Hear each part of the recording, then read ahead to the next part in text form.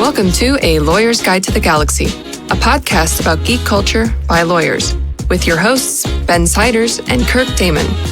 Today's episode is brought to you by Octane Corporation, the world's leading producer of dairy food, TV shows, news, coffee, surveillance cameras, all history books, voting machines. Wait a minute. Welcome back to A Lawyer's Guide to the Galaxy, the podcast that asks interesting questions that don't have any answers, with your host, Ben Siders, that's me, and the other guy is, as always, Kirk Damon. That's Kirk, as in the captain of the Enterprise. We are intellectual property lawyers and certified geeks practicing law in St. Louis, Missouri. You can find me, Ben, on Twitter at Benjamin Siders, and you can find Kirk at KirkDMN. You can follow this podcast on Twitter at LGGPod, and all of this information is on our website, www.lggpodcast.com, a study in how to use public domain works to avoid copyright infringement. And how to do web pages from the late 90s, maybe? Yeah, web design in 30 seconds, literally. So today we are recording this the week of Thanksgiving, and we're going to try to record 2 episodes today because, well, one, we haven't released an episode in a while, and we know that you, our loyal listeners, both of you, are clamoring, jumping at the bit for more content. And so we're going to try and get this episode out the week after Thanksgiving, and then record a second bonus epised to release at a conspicuous time in December, and that should get you through to next year. Yep. So stay tuned for the end of the episode. We'll tease what's going to happen next. Today's episode, we're going to talk about antitrust law and cinema.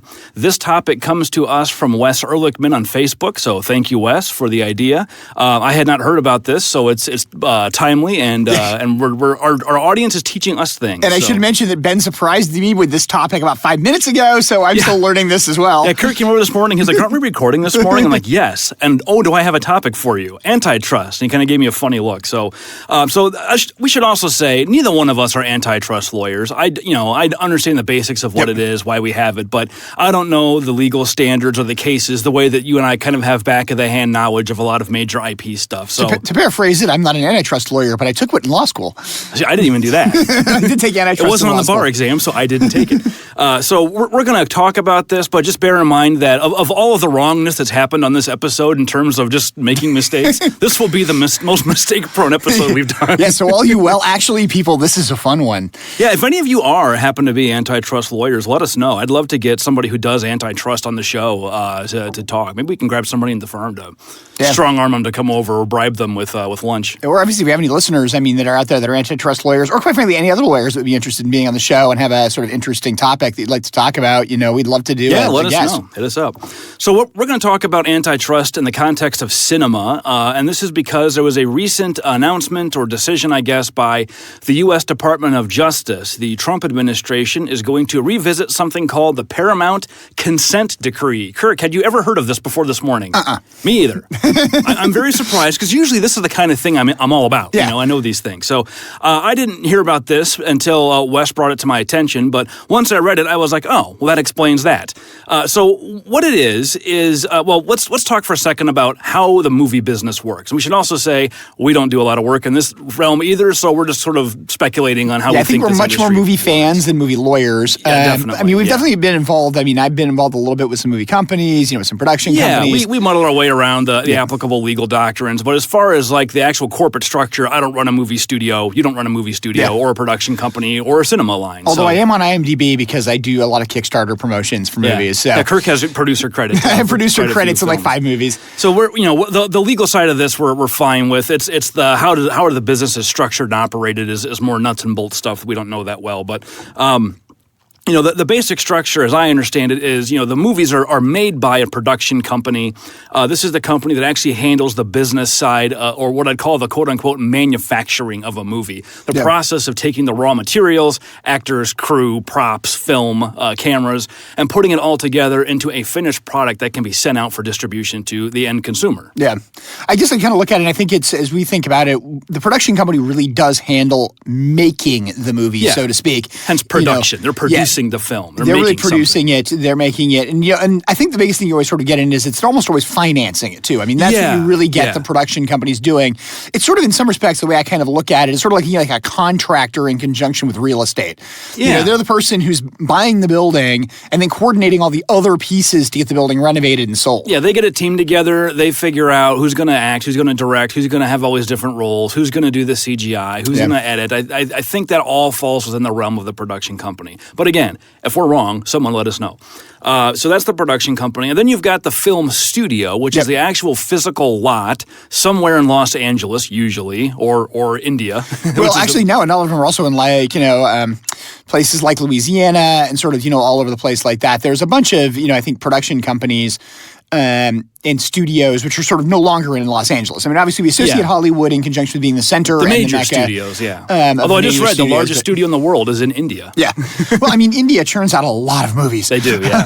Some of which are actually really entertaining. If you're into the Bollywood movies, they are ridiculous. It's almost like watching like a 1980s John Woo movies. The level of ridiculous, absurd action and just unapologetic silliness. And the fact that they have to end with a musical number. Yes, that's delightful. So that's the production company. And then the film studio, like I said, is just a lot. It's basically a giant rental property, right? Yeah. The production company shows up and says, we need a place, we need a stage to put people on and put props on. And the studio's got all that stuff, and that's kind of how they work together. Yeah, no, obviously I think there's a lot of association between production companies and studios. They obviously work well together. A number of them are probably share ownership, at least in some respects. Yeah, I think there's a lot of vertical integration in these markets. They may even, I don't know for sure. I think part of the antitrust issue we're going to talk about is that these were split up. Yeah. But it seems like the antitrust issue was more about splitting up studios and cinemas, multiplexes, more so than studios and production companies. So I think there's probably still a lot of conglomeration here where you have production companies and studios are either the same company or in the same corporate family. My guess is as well, and I mean, I may very well be wrong in this, but my guess is that production companies are probably a relatively new creation versus studios. I have the feeling we probably start off, if we get back to the early days of cinema, we basically only had the studio.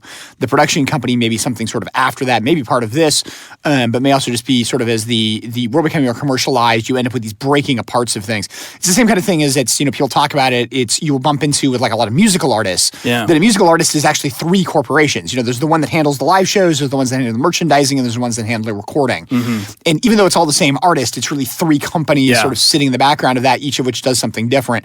I have the feeling that's some of what we also saw in Hollywood. Now, again, I'm literally making this up off the top of my head, but it's one of those things where I have the feeling that that's where it is, and part of the reason for this. Now, whether that was because of this or something that had already come into play, I don't know, or how early it came into play. But my guess is originally you probably saw more the studio having more control. Again, at the early days of cinema and the time we're going to talk about when this Paramount Consent Decree goes into place. And the background for it is that it wasn't just production companies and studios.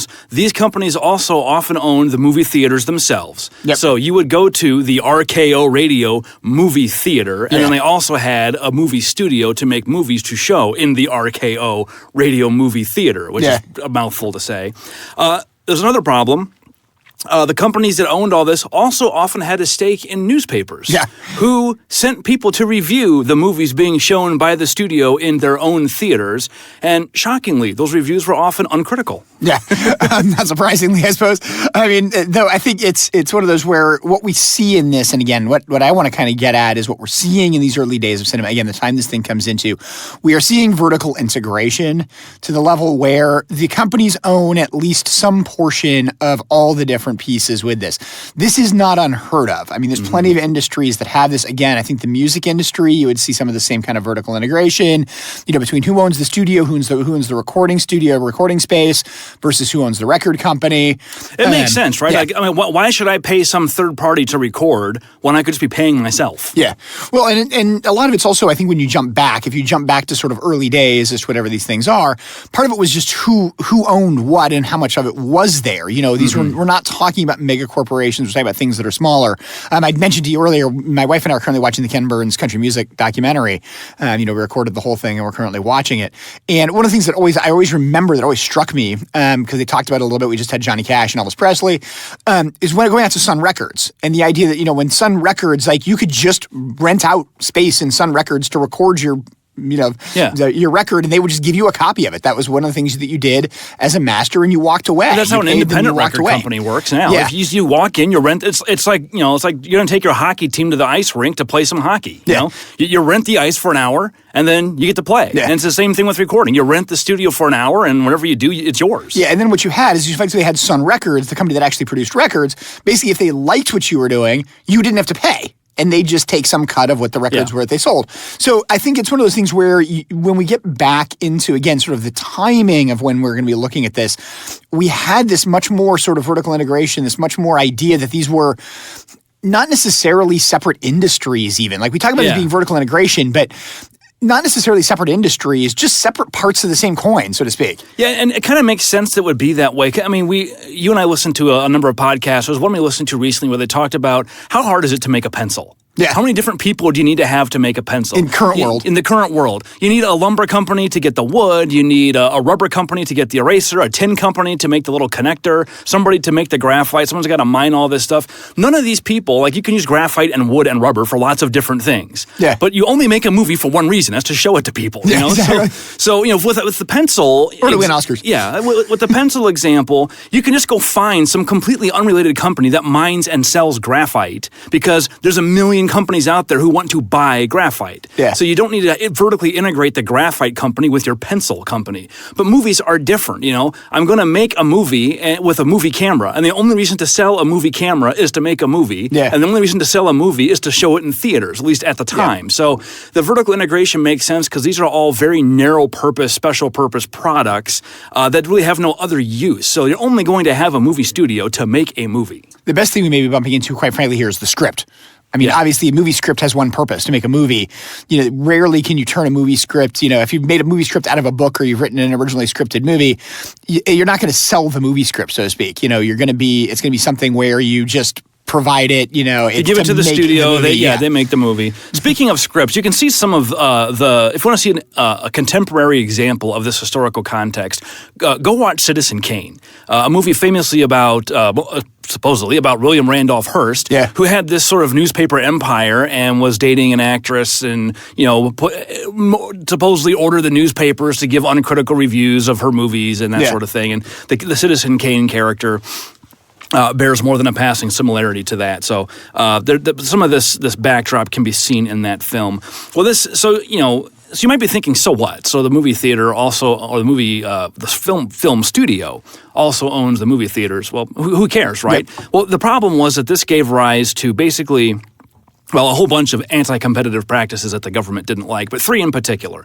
The first one was called block booking, and this is where a movie film or a film studio would force theaters to, if you want to get our good movies that are going to do well and make you a lot of money, you've also got to take some stinkers that we don't think are going to do that well. They're not mass appeal movies, but we want them out there to take up space, crowd out competition, and get at least some people in to see them. Also, quite frankly, to potentially win awards. Yeah, exactly. Yeah.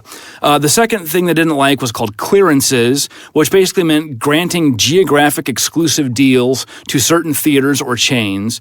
And the last one went the other way. It was called circuit dealing. This is where the theater is functioning as the monopolist, and it's going down to the studios and saying that if you place your movies in a competing multiplex, a competing line of theaters, then we're not going to allow you to put any more in our theater. So if you've got like a regional monopoly where you own all the theaters in like a 3-state area, you can effectively keep competing films out by telling a certain studio you can't go to any of our competitors. It makes it harder, to get movies into indie theaters and places like that. Yep. So this is all busted up in the 1930s, and the studios were forced to get rid of the cinemas they owned. And now we see, in the current day, you see a lot of market consolidation within the movie theater industry, and like AMC, and it was... what was the other one we had around here that was just bought by Regal? Marcus Warenberg just bought by Marcus. Yeah, bought by Marcus, and then there's like a Regal, I think. Is that another one that's got around? Like one theater, if I remember correctly. We have a number of independents. We have two different independents. Yeah, there's quite a few independents in St. Louis. But like Ronnie's, was an independent, and it's Warenberg, and now Marcus, I guess. So the rules changed a lot since the 1930s, and so the government is revisiting this Paramount Consent Decree, which basically said they would agree not to own these movie theaters. Yeah, the key I think we want to get into what the Paramount Consent Decree was the studio could not own a theater. The thing that I think is interesting, and I mentioned this on the way over, this occurred in the 1930s, which is a precursor to another breakup having to do with not being able to own and vertically integrate, which was the repeal of prohibition. Yeah, the alcohol happened industry. Not shortly much after this, where the creation was, hey, you can't own a distributorship and a bar, and a lot of arguments for prohibition, a lot of the concern with prohibition was the fact that alcohol manufacturers also own saloons or bars. And so what's interesting, I think, is we see a very similar arrangement also getting broken up around the same time. Yeah. Now, that was obviously done, constitutionally. Prohibition's a much larger sort of thing than this was. But we've got to wonder, could there have been some influences one to the other here? Yeah, it does seem that way, right? Like there's a concern with the inherent, I guess you'd almost call it a business or a commercial conflict of interest, where the same company that is making a product also controls where you can buy it. Yeah. And I wonder, and this consent decree came out of that time period. It really only covers, I think, 4 or 5 studios, maybe 6. And it was only the biggest studios at the time, one of which was RKO Radio. How many of you have ever seen a movie produced by RKO Radio? I don't think there've been any in your lifetime. Though you probably recognize things from RKO Radio that still exists sort of today. If I remember, that's Citizen Kane was RKO. Yeah, it was RKO. Isn't the Radio City Rockettes RKO? It may be. It may be. I may be wrong with that, but I'm thinking for some reason that may be RKO as well. Yeah, so there's this underlying concern of what happens here. But interestingly, Kirk, if I said what's the biggest movie studio right now, what would you say? Biggest movie studio? Yeah. Disney, exactly. Disney was not part of this. They were a tiny studio at the time, borderline irrelevant. So they are not part of this consent decree. They were an animation studio, really, I think was the only thing they really produced. Yeah, I mean, Snow White was the 30s? I think Snow White may have come out after this decree. Yeah. Around the same time. We obviously have Steamboat Willie, we have Mickey Mouse, we have early they're doing things, Disney, but it's a bit player in an industry, and they were not part of this decree. But they have basically followed it. All of the smaller studios, even the ones that have gotten big now, have basically voluntarily adhered to the terms of this consent decree, although they don't have to. So Disney could go out and buy AMC. They just haven't. And that's an interesting question by itself. Well, and you also have a lot of consolidation that you don't necessarily see. Like the example I believe it's Paramount, TriStar, and Universal, I think are all the same parent company. I'm trying to remember which one it is, and you can tell when you watch because Paramount and Universal are separate. Maybe they're separate. Maybe it's Paramount and TriStar. TriStar, is that the one that has the Pegasus logo? Yeah, I couldn't tell you the last time I saw that. Part of the trick to it is, and I know this is what it is you can tell the ones that are the Paramount because they always have the cloud in the background. They always have the Paramount cloud in the background of their logo. So even if Which it's Paramount, one has the lady holding the torch with the bright light? Which one was that?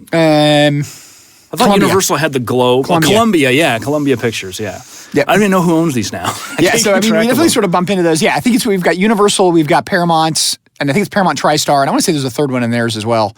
Disney, obviously, Columbia. Columbia may even be the third one. Sony's got one. Sony, yep. Yeah, we won't comment on Sony Pictures.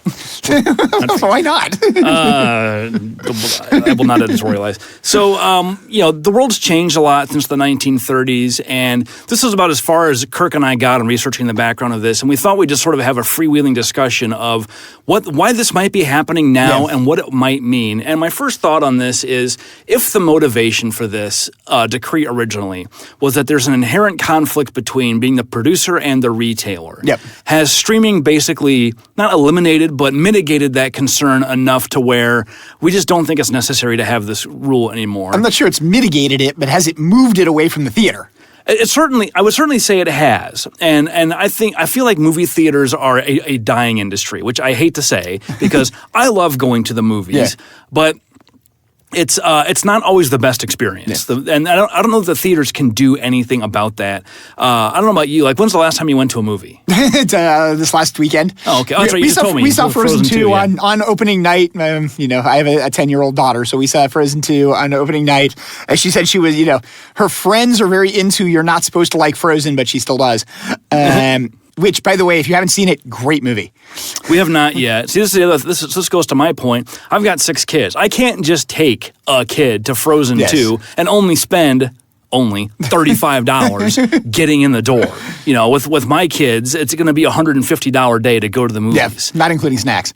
Yeah, it's insane. So we love going to the movies. We love the experience of being in a cinema. But my wife and I try to go to movies that are rated R because one, it means we cannot take our children, which is nice. Yep. It also means other people won't be there with their children for the most part, which is also nice. And the movies are usually better. They're usually a little less watered down.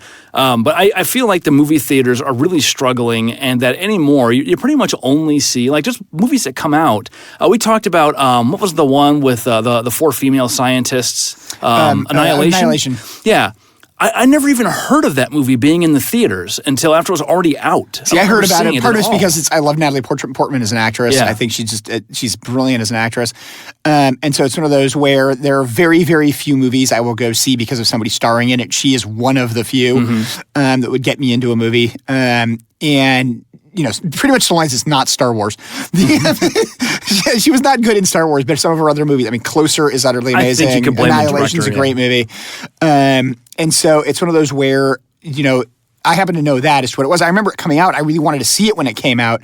I'm pretty sure it played in one of the art theaters here when it came out. I sort of recall seeing I recall seeing movie posters for it, and I think that's where I saw them. But yeah, I think what you are seeing, with theaters, and I think anybody who's been to the movie theater recently, theaters are unquestionably changing, and they are changing radically. We just it used to be how many seats can you cram into the room and still pass the fire code, Yeah, and definitely it used to be a lot of things like that, but I think what you're seeing is you're seeing screens get bigger, you're seeing them get, more 3Ds, options like that.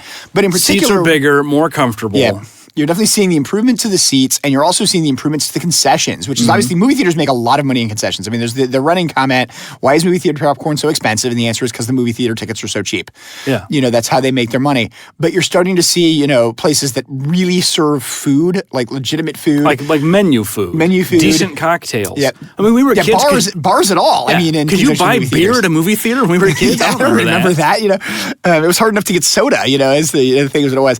The other thing I think you're really seeing in theaters, though you're seeing this, I think, everywhere. It kind of bothers me, actually, quite frankly, in a lot of movie theaters, is the rewards programs. Yeah. We just went to an AMC, so we went to Frozen, we went to an AMC theater, and I know they have their AMC Plus, where literally I think you see the movies for free. You join it as a subscription, you see the movies for free. It's up to 3 a week, which is an enormous number of movies when you think about it. We like the AMC benefits package better than the Marcus one. Yeah. But the theaters around us are all market theaters. We don't get to use our AMC benefits as much. See, I'll tell you, we're really bad. We are near Universally St. Louis movie theater goers, which is one of the local private ones here, partially because of the fact that they have very good food, all the way up into pizzas. They also have, and by far my favorite theater in St. Louis, if you ever come to it, is the Moolah. The Moolah is an old Moolah shrine as to what it is that they converted the room into. It's a giant screen, and you sit in leather couches because it doesn't have built-in seating. Now, it does on the upper tier. There's an upper tier of it, but the lower tier is all leather couches. You have tables by the sides of all the leather couches, full bar, full food. It's a great experience of a place to see a movie. It also has a bowling alley in the same building, but it's one of those, it's really fun to go for premieres because it's not built to have lines. So the lines kind of go every which direction and all over the place. You'll get people standing in stairways. It's a really sort of fun place, I think, to see a movie. We've seen a lot of the big releases. We saw a number of the recent Star Wars releases there. We saw the Hobbits releases there. We just I like going to that theater, partially because I like sitting in a leather couch. They do a lot of also kind of crazy late night movies. They'll do late night horror movies at midnights and stuff like that as releases. They're right by one of the college campuses here. But yeah, so we do a lot of the private theaters. That group in particular, just because of the fact that a lot of it's they have good food, they have good beer. They put real butter on their popcorn. That's amazing. In conjunction with it, and it's my son's comment. We are one of the few families, I think, who get our money out of the popcorn. My son can eat 7-year-old son can eat a large bag of popcorn by himself. Wow. I've seen him. He will regularly do it. He adores movie theater popcorn. It's one of his absolute favorite things. He and I have that in common. Yeah. And so it's not surprising for us to have to refill our large bag 2, if not 3 times. So we get our money out of our popcorn bag. Well, and I think another factor here is that the cost to make movies has just gotten ridiculously out of control. I mean, what would you Yes. say is a cheap movie to make these days? I mean, it's in the millions, well into the millions. I mean, I would say $10 million Yeah. for like a wide national release movie is absurdly cheap. yeah. If you're talking about something that's not indie. Yeah, exactly. Like you can still have your occasional, Kevin Smith, indie films that you can make for $35,000. Blair Witch Project. Everybody remember that? Blair Witch Project. Oh my God! What do you mean? Okay. So I am on the. Did you like that movie? I did like the movie, actually. Why? Though it's weird. I just remember sitting down and watching it and saying, well, what am I looking at? Why do I care about these people? And then I did not get the shaky cam sickness, although I do hate the shaky cam filming style. It's kind of gone by the wayside, I think. It has. And, with Blair Witch, it was at least organic. Like, they were holding the cameras, and they're not camera people. Yeah. They don't know what they're doing. So, it at least made sense there. But, like, there was a spate of movie-making style from, like, 2000 to about 5 years ago, where whenever there's an action scene, the camera's going to be really, really close in, tight on the action, with really, really quick cuts from scene to scene, and a lot of shakiness and blurring. Yeah. And I just remember watching these movies like this, like the Batman Begins, like the final fight scene in the train was like that.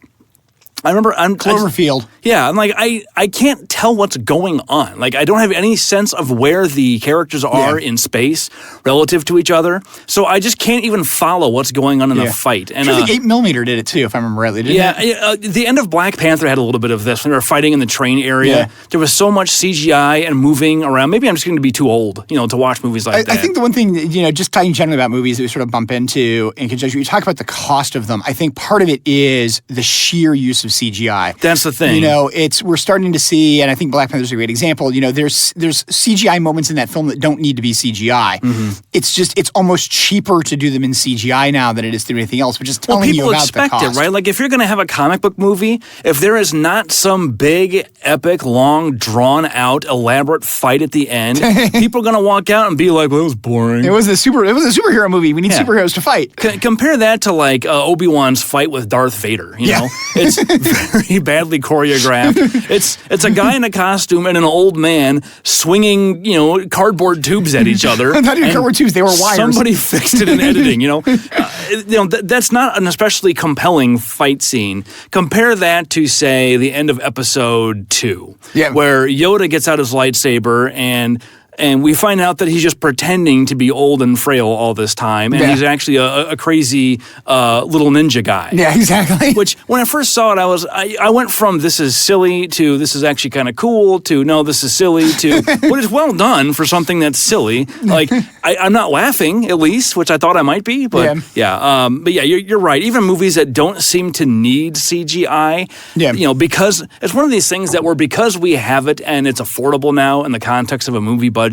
It's used because we can use it. Yeah. And I think it was Lucas that said, a special effect without a story is a boring thing. Yeah. Like the story needs to drive when you need to use it and when you don't. We used to have so much push of the what could you do with special effects. I mean, I still remember like watching Making of The Empire Strikes Back and how they did this Luke Snowspeeder getting hit. I mean, there's a firecracker in a model. Yeah. And stuff like that. And they had so much they had to work out about how to make these effects work. They couldn't do a lot of them. Well, particularly in Empire. I mean, the reason we always use special effects in space is because it's black. So that when you matte print the foreground objects under the painting, you can't see the matte box that well. Although if you watch Star Wars, you can see the high boxes. def now, in high def on the TIE fighters.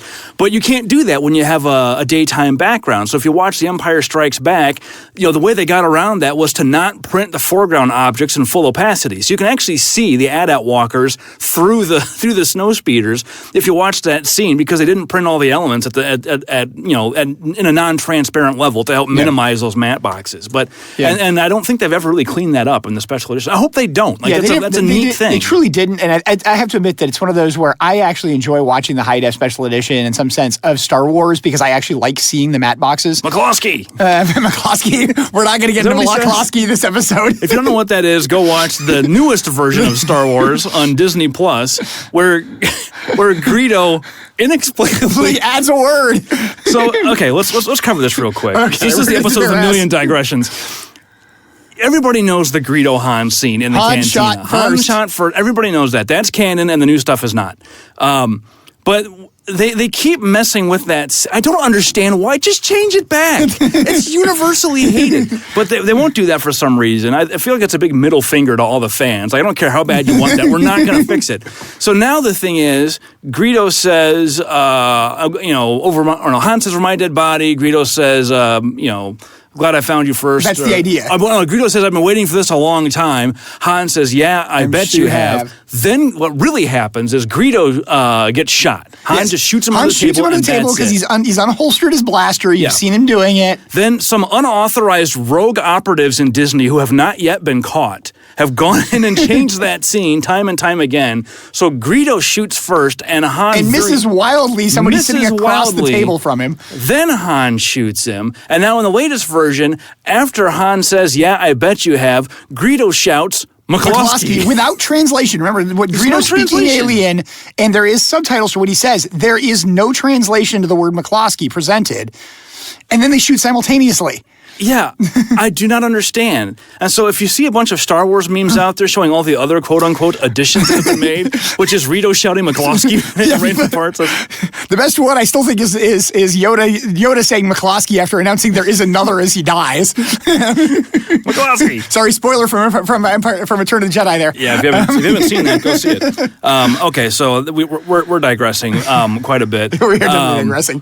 And I think another factor here in what's changed in the movie industry is there is a level of competition in other industries that they didn't previously have to face. And I'm thinking specifically of video games, which are now a bigger industry than movies, in the United States at least, and certainly everything globally. Else in many respects. I mean, video games are now the biggest entertainment industry. Yeah, and a lot of that growth is actually coming, oddly enough, I just looked this up this morning, mobile gaming, we probably would have predicted that, but also PC gaming has picked up more than consoles.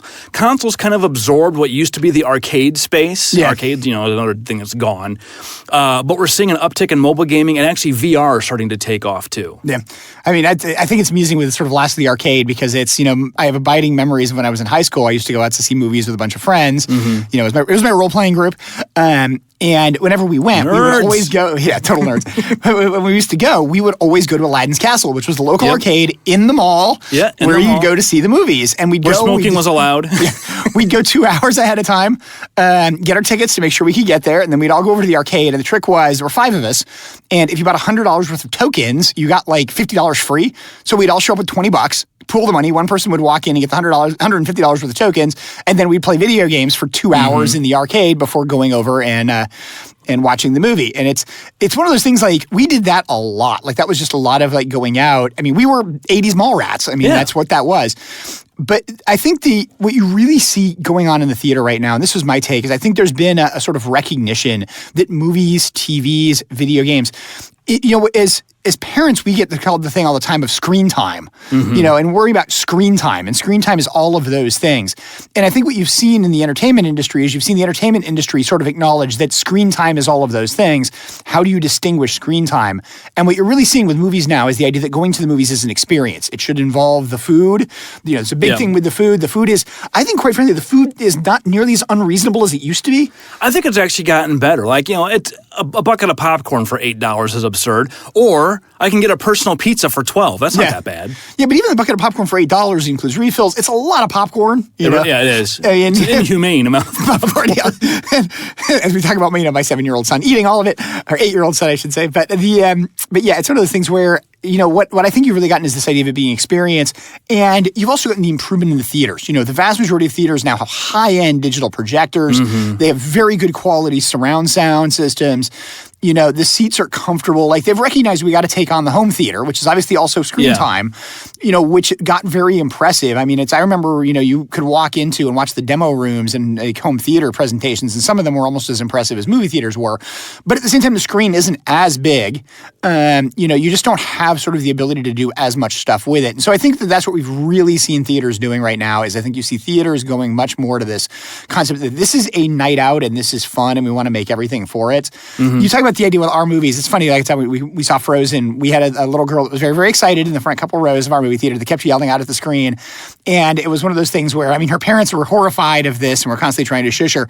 But I think it was one of those things where I think the rest of us in the movie theater were all like, we all have smaller kids here. None of us really care. That's a kid's movie. You expect that. Yeah. I think with the movie theater experience, I think that's a good point. With everybody's got some kind of home theater system now. Yeah. It may not be a great one, but you got something. Yeah. You've got streaming. You can get access to a lot of stuff. And it's just, we more and more live in our homes. I know it sounds weird to say, but we used to live out in our communities more so than we do now. And I think we're becoming more and more isolated people where we spend more times in our homes because going out is a pain. You remember when you were a kid, you used to get dressed up to go fly in an airplane or go to the movie theater. I mean, not like always your Sunday best, but you at least, you dress a little nicer. Like now, I just wear jeans and a T-shirt out to the movies. What do I care? Yeah, of course, some people do that to work, so it's Well, yeah, we don't work on that kind of job.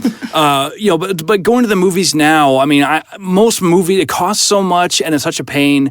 Most stuff I will just watch when it comes out at home. It's not like it used to be where when we were kids, if you didn't catch it in the theater, you may not ever get to see it. Well, I joke about that when I was a kid. So I didn't see Star Wars when it was first in the theaters. I saw Empire as my first Star Wars movie, and I saw it going to people's birthday parties. Yeah. And the issue with it is because I was just I was essentially, as my parents would have said, too young to see Star Wars. They thought I was a little bit too young for it. It was based science fiction battle. They'd worry I'd be scared. I wouldn't understand it, sort of stuff like that. So they didn't take me to see Star Wars even when it became the phenomenon that it became. But it sort of continued for so long. And, going in Empire, like I knew all about Star Wars. I'd seen I think I may have even seen it on TV, but I definitely had not seen it in the theater. And I remember going to see Empire at kids' birthday parties. Well, when they released Empire, they also re-released Star Wars, either just before it or just after it. And I must have think it was just after it, because then I went to go see Star Wars in the theater around the time I saw Empire Strikes Back. I saw it again. I saw both of them again in the theaters around the time I saw Return of the Jedi. Now, we see a bit of that, I think, with theaters. I mean, I still remember where they do, they've done like Lord of the Rings, like showing all of the movies back to back. Yeah. When they'd released a new one, the big marathon thing, stuff like that. They've done it with Star Wars as big marathons. The one that I've wanted to do at some point in time is go see all of the Best Picture nominees for the Oscars, which they tend to show back to back in certain theaters, which I just think is a great idea, actually, as a sort of night out. But I think that's that phenomenon. It's coming to this idea of saying, no, we're trying to make this more of an event. Yeah. But by making it more of an event, we're trying to combine it with other things. Like we recognize you need food, in order to do this. It can't just be popcorn and candy. It needs like to you're going be, to come and have dinner at the movie theater, not just have snacks, but have dinner. Because otherwise you're going to, sit in front of your, 60-inch TV and eat dinner. Yeah, eat dinner there. Yeah. So I think that's true. And so, you only go to the movie theater now to see a movie that you want to have the big screen experience with the surround sound and I think there are other, and this basically means you go see blockbusters, your Marvel films, your Star Wars, the movies everybody's going to see. It used to be that you went because if you didn't see it, you may not get to, right? Like Star Wars would be out on TV on some channel at some point. You didn't know when. With ad breaks. Yeah, with ad breaks. It would take 3.5 hours to get through the movie. And they'd cut half an hour from it to the ad breaks. And you didn't always know if a movie would be released on VHS at all. It wasn't by no means guaranteed the way that it is now. And the cycle might be years, whereas now, a movie's out in the theaters. I remember seeing ads for movies, and then Mackenzie shows up with it. That's my wife. Yeah. On DVD. I'm like, isn't that still in the theaters? And she's like, no, it's been out for like 3 months. Yeah. Like only 3 months and it's on DVD already. Well, the ones I and there's movies now that get released simultaneously. Like we go to hotels and you can get movies that are in the theater on your TV. Well, one of the ones I think that's interesting is when you talk about the idea of the timing of the theaters and going to see it or potentially missing it in the theater. You also had the question of, is it even going to appear on TV? And if it does, when is it going to appear? And can you watch it? And it was an edited version. I mean, it was pan and scan. I didn't see all of Star Wars until probably 1986 because I only ever saw the versions on TV, which cut a bunch of stuff out. Yeah, there's a number of versions that have sort of cut things on TV, which is, for those of you who are definitely sort of younger in our audience, one of the really fascinating things to do is go and watch, because I'm sure you can find the things with it. Like, here's the TV edit of something versus here's the... if you can find it. Yeah, or here's the movie theater. The one I do recommend, and it changes it, but it's one of those things that I think is worth noting, is Robotech. You probably remember Robotech from when we were kids, which is based upon Japanese anime Macross. But one of the great things to sort of go and see, and I have a number of them, they released it, and I love the fact that they released it, is what's called the Macross Perfect Collection. And I have them on VHS. I know they did them on DVDs as well. But what they did is they presented Macross, the original Japanese anime, as it ran in Japan with subtitles. And their subtitles are fairly rigid translations. You know, they try not to Americanize it. Yeah. They try to make it a little more rigid to make it very clear what the characters are saying. Sort of Speed Racer-esque. Yeah, and then immediately thereafter, they show you as it was portrayed as Robotech in the United States. And what's so interesting is Robotech was a kid's cartoon, but Macross was very much designed for adults. In addition, the Macross episode is about 7 minutes longer than the Robotech episode because of the way they do ad breaks. So every episode you see a few minutes get cut. And you can see the way they changed some elements of the plot by what they cut. So one of the ones I think is most interesting in it is there's a scene where they're wandering around the big Macross station. And the characters are mostly teenagers. And in the Japanese version, there's a scene where one of them suggests going to the red light district. And it's obvious what it is, in the Japanese presentation from it. That scene, needless to say, is cut from the kid's presentation. Course, yeah. And so it's a very interesting thing to sort of see the way editing affects these things with it. The pan and scan is another great example. Is just get a hold of a pan and scan movie. And again, we all have widescreen TVs now. I never saw Letterboxd Star Wars until the mid-'90s. Yeah. There was no idea the other things on the side of the screen that I had not seen before. Yeah. Because if you ever see the pan and scan version, which is probably hard to find now, I've got a copy at home. Yeah. There are parts of that where characters reference things that are not on screen, and the scene doesn't make any sense. Yeah. Yeah, pan and scan, for those of you who don't know it, there's a lot now where they're going to the HDs, they're going backwards from pan and scan. The TV screen was square, the movie screen was rectangular. Yeah, the TV screen was 3 to 4 ratio, and the movie theater's like 16 to 9. Yeah.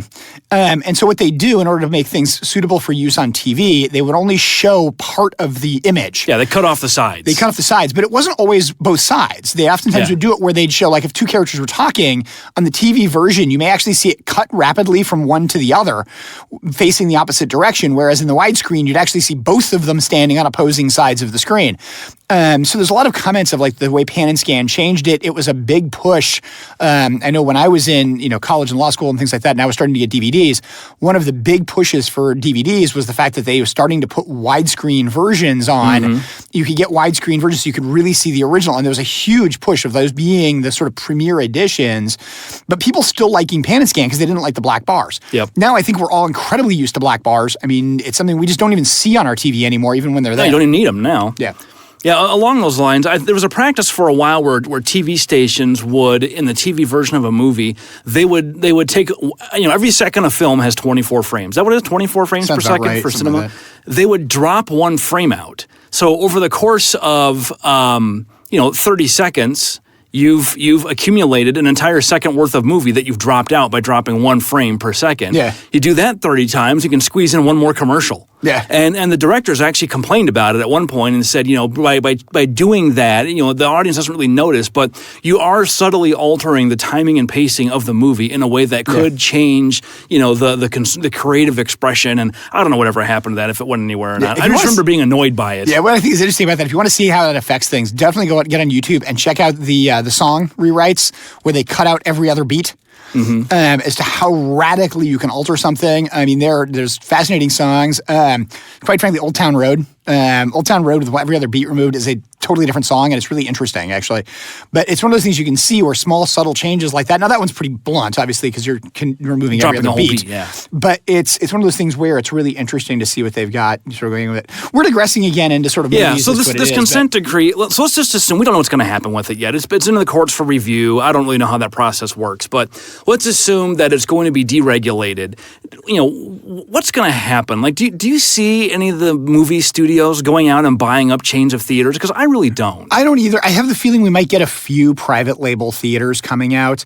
I mean, admittedly, we already have a few. I mean, if you go to Universal Studios in Florida, there's a gigantic movie theater on Universal Studios, which obviously shows Universal movies.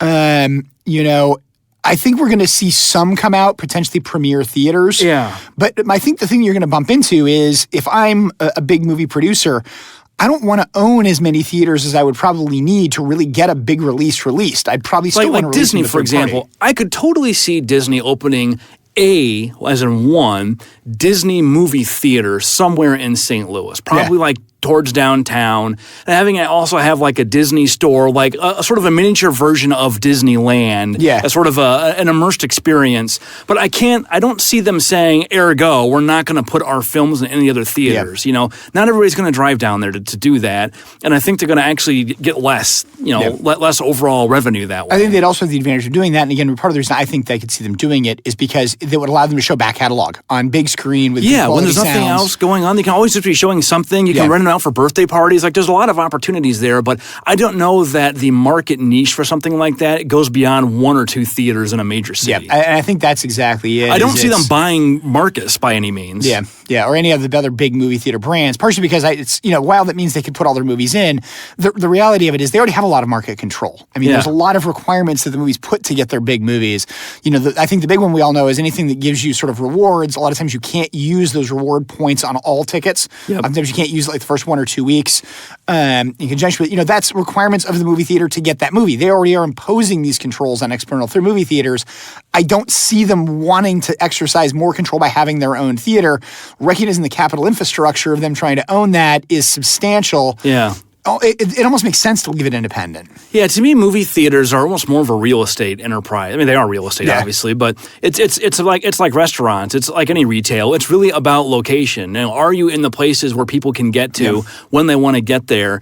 If you're not going to be everywhere in the city, then you probably shouldn't really be anywhere with something like a movie theater, unless, like I said, you've got a theater that's part of a larger retail operation. And I could see, I could even see like Apple, like they've got their streaming service now, having a little, like, turning the Apple stores into something that's also got a theater room to show like Apple content or something like that. That's probably a bad example. But what about like an Amazon or Netflix? Like, do we see them changing in response to this? Like, are they going to become the place where you take all your indie films now because... They're already indies. I mean, and of themselves. I mean, they're generating their own content. I mean, we've had Netflix and I think Amazon now have both won Oscars, I believe, for content they put out. There's only one Emmys. Do they maybe start a movie theater? I guess they could do that now. They could do it now in some sense. I mean, because they're arguably not a movie studio. I think TV is how they're officially classified themselves as a TV studio. But that's a good question. And so this also gets into some stuff we haven't really talked about yet in this episode, but we're going to get into eventually,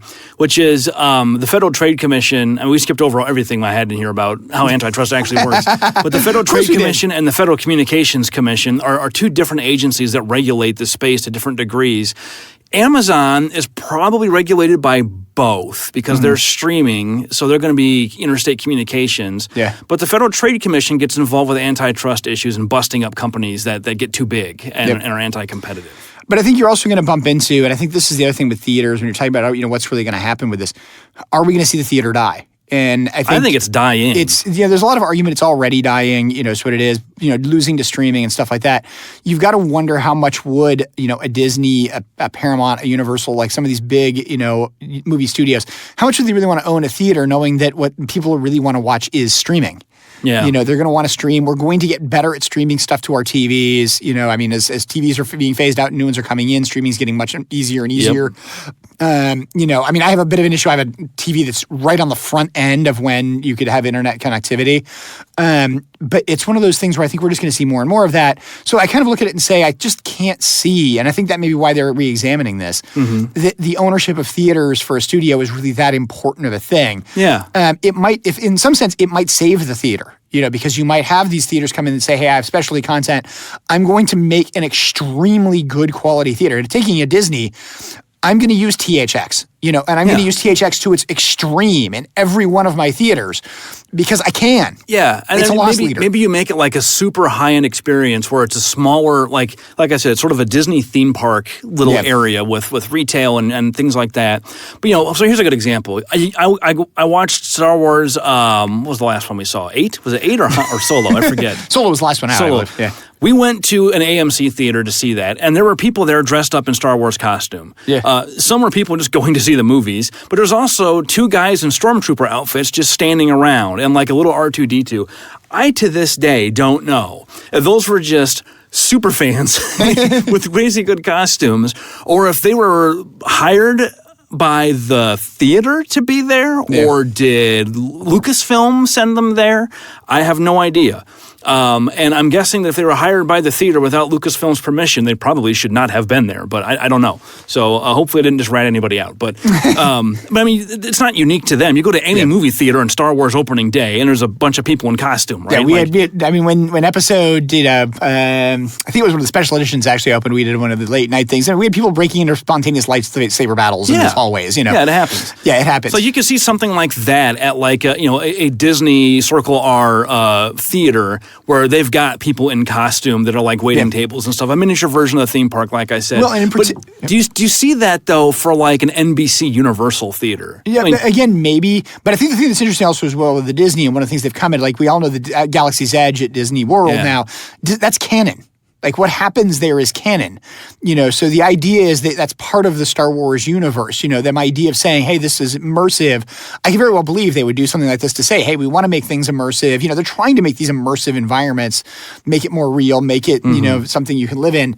I can very well believe that they do it. Again, why do they need to do that at their theater? They can just as readily do that at a third-party theater. I just feel like the profit margins at movie theaters are thin. Yeah. And it's hard to imagine somebody who has a giant profit margin like a movie studio. I mean, there's also a large capital investment. Yeah, so there's and a risk huge there. amount of risk. Yeah, so I get that. But I'm trying to imagine finding any appeal to investing in a whole regional series of multiplexes and trying to I mean, do the movie studios have any expertise in managing a retail enterprise like that? I don't know. Disney that they does. do. Obviously, it Disney has an arm does, that but does that. Disney's Universal always does going to because be of a unique Universal Studios. example. Well, Universal has it because of Universal Studios as well. But oh, that's true. That's true. They got the theme park. They both have too. theme parks. Does Universal have Harry Potter? Yes. Okay, so that's their brand. That's what they would have as a Potter. Yeah. That's their thing. But what about who's left? I mean, because Disney's got ABC, ESPN, DC Comics. DC Comics. Who is their production company? I want to say that's actually Universal. Yeah, because Universal Studios has have DC two. stuff. They have a duopoly, and I guess CBS is kind of who owns CBS? I don't even know. Are they just kind of off on their own? I think Time Warner. Time Warner, are they part of the CBS? I don't know. No, I can't remember. Somebody tweet at us and correct us. Well, so my last question here is, do we think that the availability of the internet as an independent distribution channel is going to be enough of a market counterforce to prevent any reemergence of monopolistic tendencies here? And I honestly have no idea. I kind of assume so, but I don't know that that's based on anything other than wishful thinking. I think the place to look here, quite frankly, is the music industry. And we had the launch of iTunes, the launch of this sort of ability to just go music straight to the masses, streaming services. Because we have music streaming, obviously. I mean, Pandora is not a record company. It never has been. They may at some point in time be one, but they're not owned by one currently, at least as far as I know, and definitely were not when they were founded. I think you're going to have a lot of it. It does counteract some of the monopolistic testimonies.